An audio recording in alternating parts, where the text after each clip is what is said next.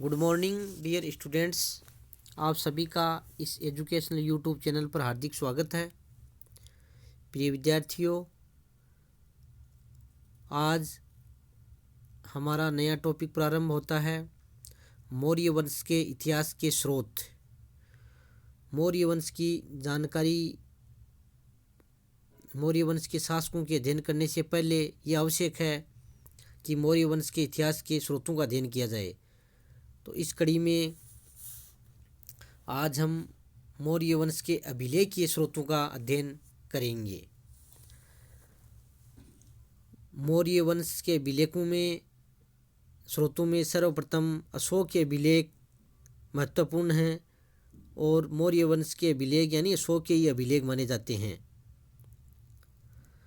अशोक के अभिलेखों की सर्वप्रथम खोज टिफेन थेलर ने 1750 ईस्वी में की, परंतु 1837 ईस्वी में जेम्स प्रिंसेप ने अशोक के अभिलेखों की लिपि पढ़ी थी।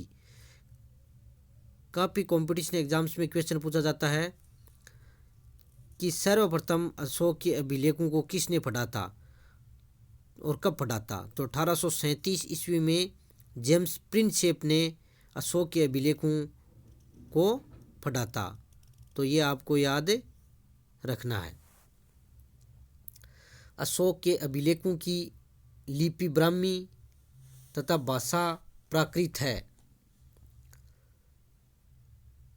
केवल शाहबाजगढ़ी व मानसेरा के जो अभिलेख हैं उनकी लिपि खरोष्टी है, बाकी की ब्राह्मी लिपि है। तो अधिकतर अशोक के जो अभिलेख हैं वो ब्राह्मी भाषा में लिखे गए हैं, ब्राह्मी लिपि में लिखे गए हैं। तक्षशिला व लगमान से अरामेइक लिपि में लिखा गया अभिलेख मिला है। लगमान वर्तमान अफगानिस्तान में है।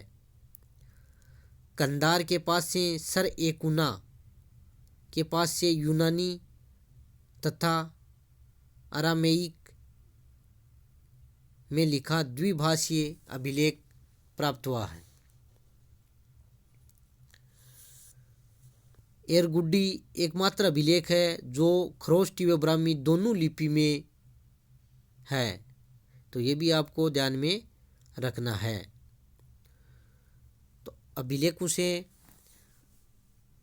मौर्य सम्राट अशोक के सामाजिक, धार्मिक, आर्थिक, राजनीतिक तथा सांस्कृतिक स्थिति के बारे में हमें ज्ञान प्राप्त होता है। शिलालेख, जो लेख शिलाओं पर लिखे प्राप्त हुए हैं उन्हें शिलालेख कहा जाता है। ये 14 विभिन्न लेखों का समूह है जो कि 8 अलग अलग स्थानों से प्राप्त किया गया है। ये स्थान हैं शाहबाजगढ़ी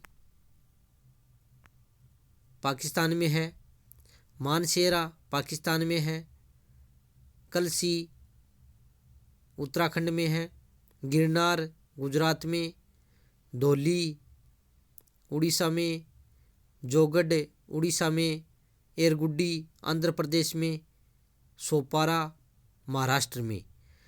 ये 8 विभिन्न स्थानों से 14 विभिन्न लेखों का एक समूह प्राप्त हुआ 8 स्थानों से। तो ये इसके महत्वपूर्ण शिलालेख हैं। धौली व जोगढ़ के जो शिलालेख हैं उन पर 11, 12, 13 नंबर के शिलालेखों के स्थान पर 2 पृथक कलिंग अभिलेख मिलते हैं। इन्हें पृथक कलिंग अभिलेख कहते हैं। इन 14 शिलालेखों में प्रथम शिलालेख में पशु बलि का निषेध किया गया है। द्वितीय शिलालेख में सीमांत राज्यों के बारे में उल्लेख है और लोक कल्याणकारी कार्यों का उल्लेख है। तृतीय शिलालेख में प्रादेशिक राज्यपालों या युक्तों को प्रति 5वें वर्ष दौरे का आदेश है। और चतुर्थ शिलालेख में धर्म के अनुशासन के प्रचार का वर्णन मिलता है। 5वां जो शिलालेख है उसमें राज्याभिषेक के 13वें वर्ष में धर्म महामात्रों की नियुक्ति का उल्लेख मिलता है। छठे शिलालेख में अशोक की राजत्व संबंधी धारणा के बारे में वर्णन मिलता है। सातवें शिलालेख में धर्म श्रावण के संदेश दिए गए हैं। आठवें शिलालेख में धम्म यात्राओं का उसके बारे में वर्णन किया गया है। और नौवें शिलालेख में धम्म मंगल उनके बारे में बताया गया है। 10वां जो शिलालेख है उसमें धम्म की श्रेष्ठता पर बल दिया गया है। 11वां शिलालेख में धम्म दान के बारे में बताया गया है। और 12वां शिलालेख धार्मिक सहिष्णुता का उल्लेख करता है। 13वां शिलालेख इम्पोर्टेंट है। अपने राज्याभिषेक के 8वें वर्ष में अशोक ने कलिंग विजय की थी, उसका उल्लेख है। तो कई बार क्वेश्चन पूछा जाता है कि अशोक की कलिंग विजय का उल्लेख किस शिलालेख में मिलता है, तो 13वें शिलालेख में है, तो ये इम्पोर्टेंट है। और 14वां शिलालेख है, यानी ये अभिलेख उसमें लिखा है कि ये धम्म अभिलेख राजा प्रियदर्शी द्वारा इसलिए खुदवाए गए हैं कि लोग धम्म के सिद्धांतों की अनुपालना कर सकें। तो इस प्रकार इन शिलालेखों में अशोक के कल्याणकारी कार्य, इनके बारे में, उसके शासन, उनकी धम्म की नीतियाँ, इनके बारे में उल्लेख मिलता है।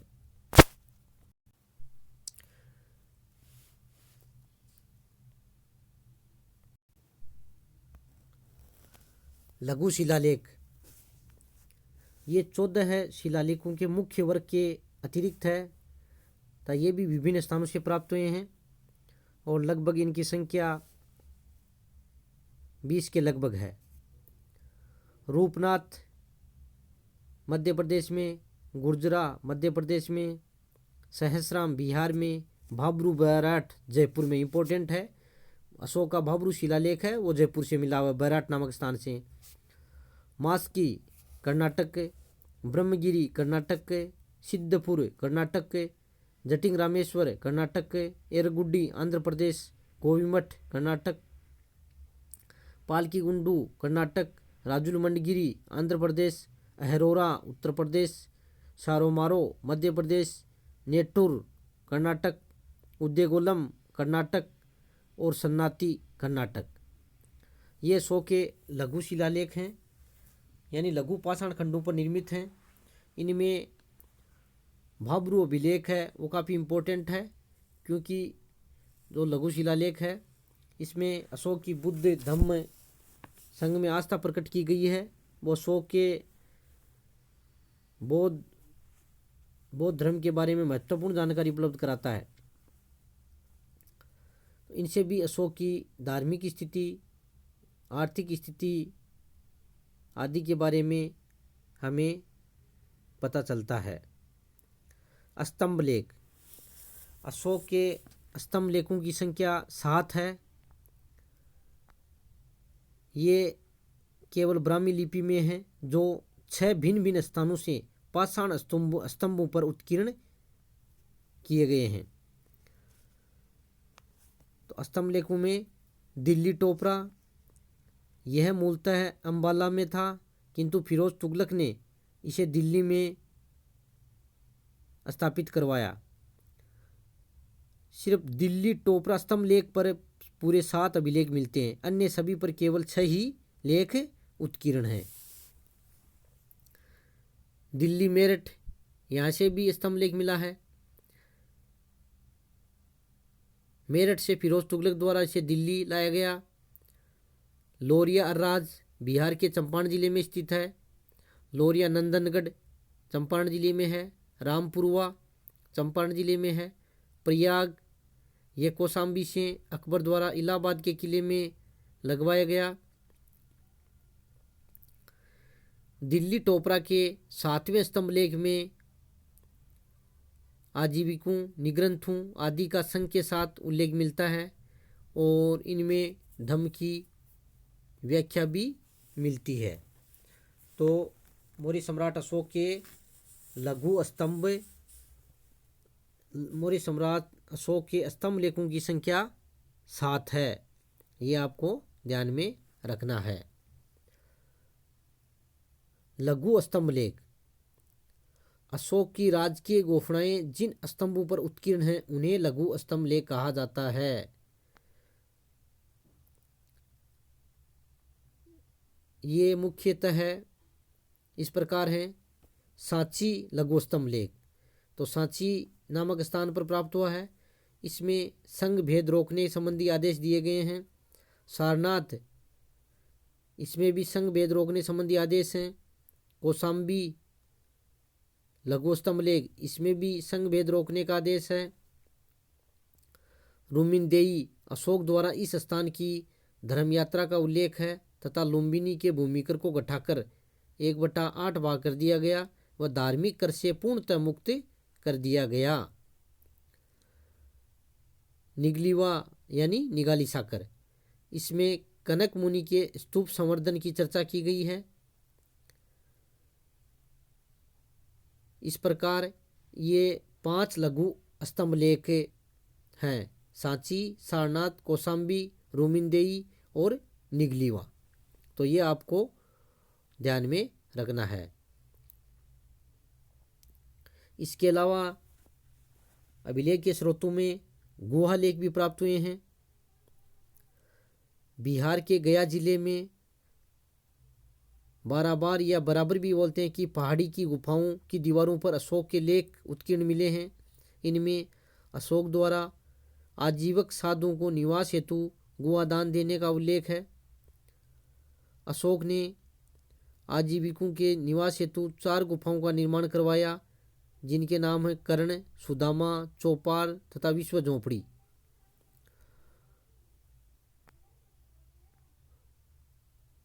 और नागार्जुनी जो गुहा लेख हैं अशोक के पुत्र दशरथ ने उत्कीर्ण कराए थे। यानी गुहा लेखों में बराबर की पहाड़ियों में उत्कीर्ण गुहा लेख मौर्य सम्राट अशोक के हैं तथा नागार्जुनी गुहा लेख अशोक के पुत्र दशरथ के हैं। इस प्रकार मौर्य वंश के इतिहास की जानकारी के अभिलेख के स्रोत महत्वपूर्ण हैं, जिनसे हमें मौर्य सम्राट अशोक और मौर्य काल के सामाजिक, धार्मिक, आर्थिक, राजनीतिक तथा सांस्कृतिक स्थिति के बारे में जानकारी प्राप्त होती है। इसके बाद अगले अध्याय में हम मौर्य वंश के इतिहास के अन्य स्रोतों का अध्ययन करेंगे। इस वीडियो को सुनने के बाद में आपको होम असाइनमेंट के लिए जो क्वेश्चन दिए जा रहे हैं उनको आपको हल करना है। इसी के साथ साथ बहुत बहुत धन्यवाद।